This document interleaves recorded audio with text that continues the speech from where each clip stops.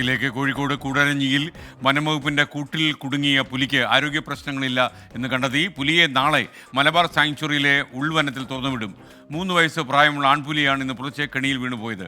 Sameer C Muhammad നമുക്കൊപ്പം ചേരുകയാണ് കോഴിക്കോട് നിന്ന്. സമീർ, പ്രൈം ടൈമിലേക്ക് താങ്കൾക്ക് സ്വാഗതം. ഈ പുലിക്ക് ആരോഗ്യ പ്രശ്നങ്ങളില്ല, പുലിയെ കുടുംബവനത്തിൽ തുറന്നുവിടും എന്ന വാർത്ത വരുന്നു. വിവരങ്ങൾ?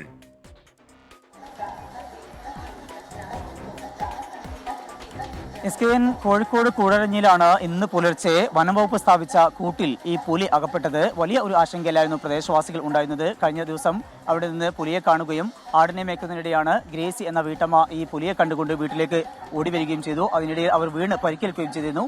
ഈ സംഭവത്തിന് പിന്നാലെയാണ് വനംവകുപ്പ് വിവിധയിടങ്ങളിലായിക്കൊണ്ട് കൂട് സ്ഥാപിച്ചത്. ഒപ്പം തന്നെ അവിടെ ക്യാമറ ട്രാപ്പുകളും സ്ഥാപിച്ചിരുന്നു. അതിൽ പുലിയുടെ സാന്നിധ്യം ഉണ്ട് എന്ന കാര്യം സ്ഥിരീകരിക്കുകയും ചെയ്തിരുന്നു. ഇതിന് പിറകെയാണ് ഇന്ന് നടത്തിയ പരിശോധനയിൽ പുലർച്ചെ തന്നെ ഈ പുലി കുടുങ്ങിയതായി കണ്ടെത്തിയത്.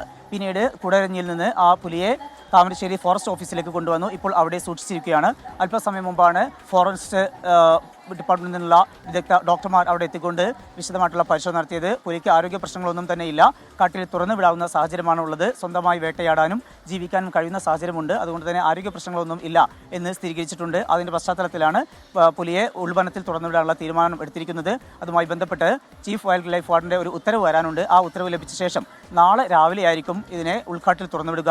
നിലവിൽ മലബാർ സാങ്ച്വറിയിലെ ഉൾവനത്തിൽ തുറന്നുവിടാനാണ് തീരുമാനിച്ചിരിക്കുന്നത്. ഏതായാലും വലിയൊരു ആശങ്കയ്ക്ക് അറുതിയായിരിക്കുന്നു.